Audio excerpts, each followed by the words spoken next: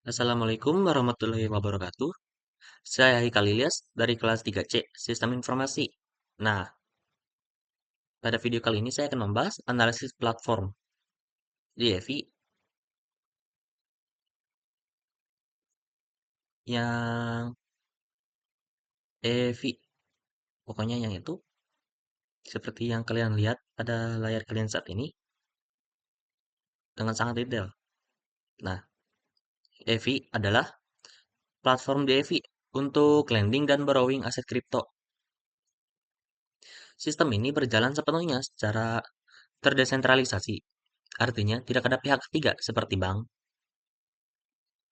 Nah, semua aktivitas ini dilakukan melalui smart contract di blockchain. EVI ini berfungsi sebagai pasar uang digital. Pengguna bisa menyetor aset untuk mendapatkan bunga, dan pengguna lain bisa meminjam aset tersebut dengan memberikan jaminan atau kolateral. Semua proses ini berlangsung otomatis dan transparan. Nah, EVI ini awalnya bernama Eithland yang didirikan pada tahun 2017 oleh Stani Kulesov.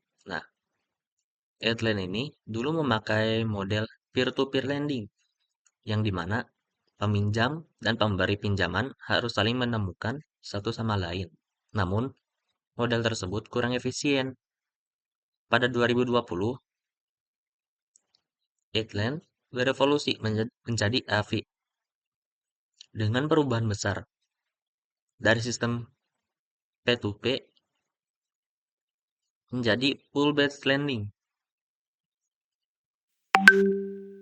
yang jauh lebih scalable.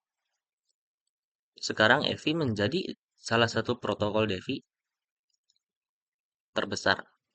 Nah, untuk arsitekturnya, EVI ini dibangun berdasarkan beberapa komponen inti. Yang pertama itu ada liquidity pool atau inti sistemnya. Nah, semua aset yang disetor pengguna akan masuk ke liquidity pool. Dari pool inilah dana peminjam diambil. Setiap aset punya pool sendiri, misalnya seperti pool USDT, pool Ethereum, pool DAI, pool BBTC, dan lain-lain. Lalu ada smart contract. Smart contract. Nah, seluruh proses lending, borrowing, bunga, dan likuidasi dikontrol oleh smart contract AVI. Fungsi smart contract ini mencakup eh, pengelola deposit dan penarikan, pengelola pinjaman, penghitung bunga secara real time, mengeksekusi likuidasi jika kolateral berkurang nilainya, mengelola A token, dan sistem hadiah. Nah, untuk A tokennya ini atau token bukti deposit, saat kalian menyetor aset, kalian tidak hanya mendapat aset itu di AV, tapi kalian juga akan mendapatkan A token.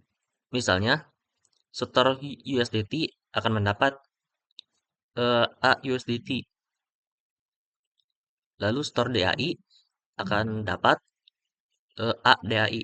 Nah, A token ini akan bertambah secara otomatis setiap detik sesuai bunga yang kalian dapatkan. Nah, ini tuh diimplementasi melalui mekanisme rebasing. Lalu untuk sistem Oracle harganya, Devi menggunakan Oracle seperti Chainlink untuk menyediakan harga aset secara real time.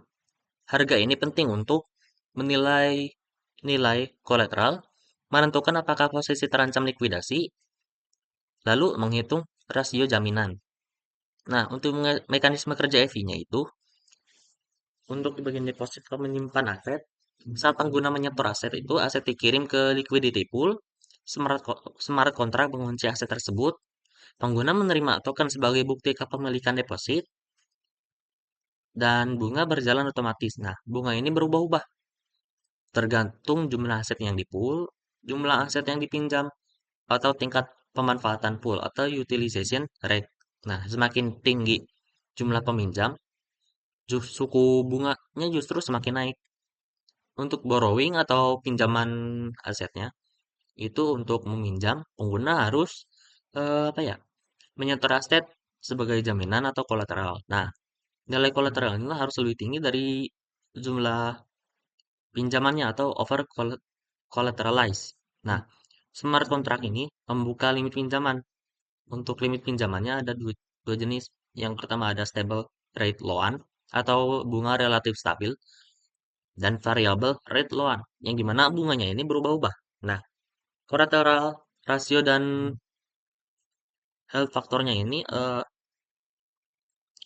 semua pinjaman punya rasio jaminan yang harus dijaga. EV ini memakai indikator bernama health factor.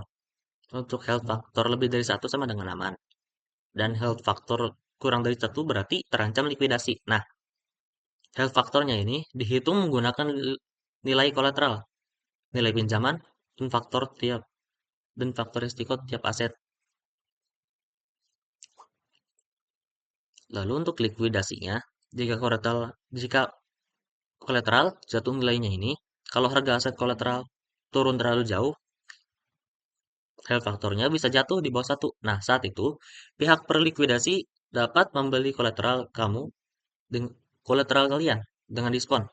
Nah, pinjaman kalian itu otomatis dilunasi dan kalian kehilangan sebagian kolateral. Nah, proses likuidasi ini sepenuhnya otomatis.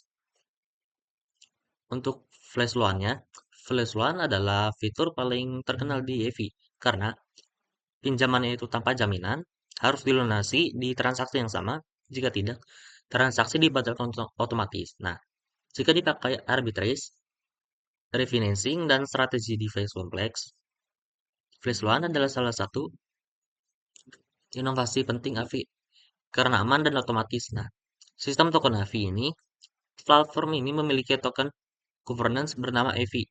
Fungsi token AVI ini voting perubahan protokol lalu menjadi jaminan dan dalam safety modul lalu mendapat reward staking.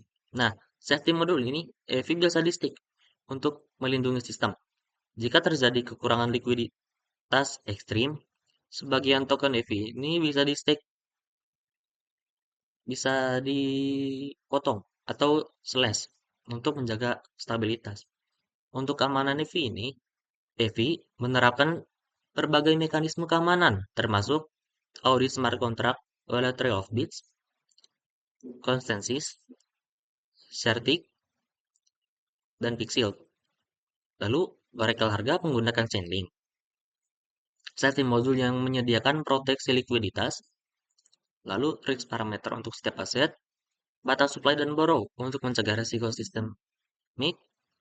Nah, IV ini merupakan satu protokol paling ketat dalam manajemen risiko. Untuk use case utama IV ini, berdasarkan white paper, yang pertama itu ada passive income atau deposit dan earn-nya. Pengguna menyimpan aset seperti USDT, DAI, dan Ethereum, dan menerima berbagai bunga otomatis lewat token.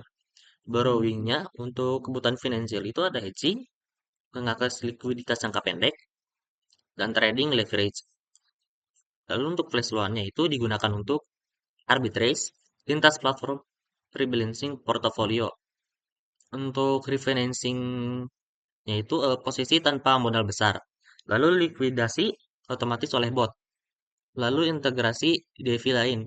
Yang dimana ini tuh banyak platform DeFi yang memakai platform DeFi sebagai mesin lending mereka. Nah, untuk kelebihannya DeFi itu sistem lendingnya paling lengkap di DeFi. Lalu juga bunga dinamis yang adil.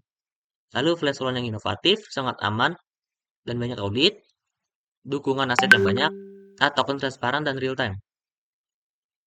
Nah, untuk kekurangannya itu, resiko likuidasi jika harga kolateral turun, biaya gas Ethereum yang kadang mahal, lalu over collateralize yang dimana ini tuh peminjam harus punya aset lebih dulu. Nah, lalu beberapa fitur cukup teknis bagi pemula.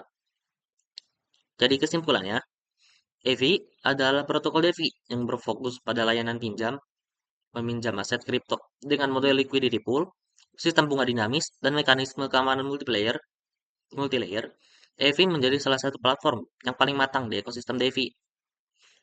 Protokol ini tidak hanya menyediakan layanan keuangan dasar seperti deposit dan pinjaman, tetapi juga memperkenalkan konsep baru seperti flash loan dan staking lewat safety modul dengan arsitektur yang transparan, penggunaan Oracle harga, serta audit berkala. Defi menjadi salah satu produk terbaik atau contoh terbaik bagaimana keuangan terdesentralisasi dapat berjalan secara aman dan efisien. Sekian penjelasan dari saya, kurang lebihnya mohon maaf. Wassalamualaikum warahmatullahi wabarakatuh.